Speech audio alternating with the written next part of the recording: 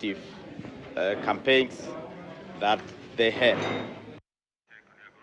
And away from that, a section of Kenyans have expressed frustrations following the latest fuel price hike announced by the Energy and Petroleum Regulatory Authority, EPRA, warning that increase will make life even harder for ordinary citizens. And our reporter Bramwell Bwire has been speaking to Kenyans and now joins us live. Good afternoon, Bramwell. What are Kenyans saying, particularly this time where already the cost of living is even higher? Well, good afternoon, Beth. As you've said, yes, we're here in Kisumu, and it is not indeed a very good afternoon to the local Kenyan. This is because of the increase in the fuel prices that was announced yesterday by EPRA. Remember, 16 shillings on super petrol and then 46 shillings on diesel petrol. This is quite insignificant, and that is quite something that Kenyans did not expect when EPRA went to announce those figures, bearing in mind the high cost of living, bearing in mind the implication of the high cost of living that Kenyans have been subjected due to the high taxation that is being levied on. Remember, this is also coming a few days just before Kenyans are prepared to get that new finance bill that will be read in Parliament sometimes next month. But for this bulletin, allow me to speak to a financial expert just to shed some light on what are the implications, what are the cost implications of this increase in fuel prices. Thank you, Joseph, for sparing time to speak to us on ktnnews. I'll start with one question. What is the implication? What does this increase in fuel prices mean to Kenyans? Thank you so much. As you've clearly explained, my name is Joseph Ouma, Senior Financial Analyst at Expert. This sudden increase in fuel prices, specifically the increase on diesel, is very punitive. Within a span of 1 month, we've had the government increase fuel by almost 80 shillings on diesel. And the ripple effect on this is that it means the basic cost of commodities will go high.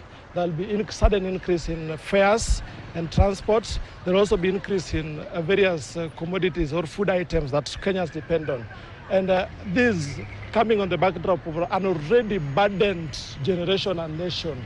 So it is very unfortunate, and I feel from a financial point of view, the government would have done much more than just the 5 billion money that they have made aside to cushion the increase in price. They would have probably maintained it level, because the president is on record about a month ago confirming that within the next 3 months there would be no increase in fuel prices.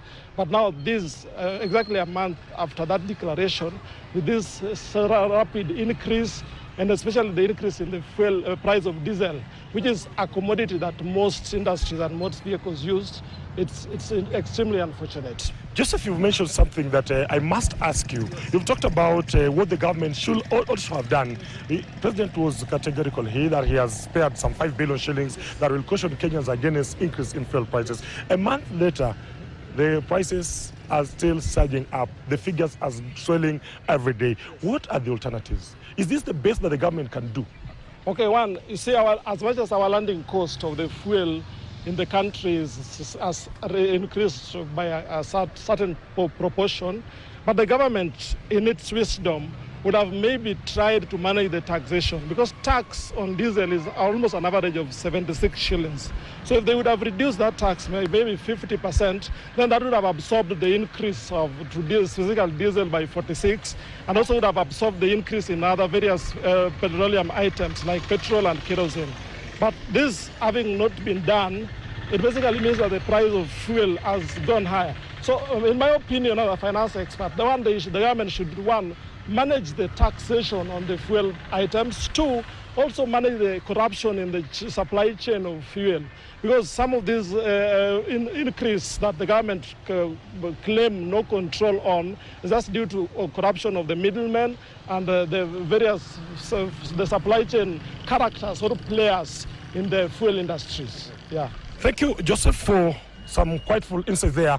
Joseph is saying that there is something that the government can do. First, they have to fight the corruption, the cartels that are involved in the supply chain from the time the fuel is ordered until the time it enters here. This is also coming at a time when Kenyans are saying some of the fuel pumps are dry. They are saying that they have to go some quite distances to ensure that they get this rare commodity, a commodity that is coming at a high price. Their commodity, they are saying, is going to affect each and every operation that they are taking care of. Remember, we're talking about increase in transport costs. We're talking about increase in food items. We're talking about increase in the manufacturing industry. Remember, most of these machines that are used in the manufacturing sector, they have to depend entirely on diesel to ensure that they are running. So this is a conversation that is going to continue on. Of course, we've seen the energy CSOP and I coming out and saying that what they have done today, the increase in prices, is just trying to stabilize the global prices to ensure that Kenya is in tandem with whatever is happening at the global space. So this is a conversation we are going to keenly follow and see what is happening. Remember, it's coming a few days to finance bill. So a lot of things are going to happen. A lot of dynamics are going to take place. We are all going to expect political undertones coming out to condemn this, and of course we are going just to follow to see how this one eventually plays out. From here, Beth, back to you in the studios. Well, thank you, Bramwell Bure, there from Kisumu County on that.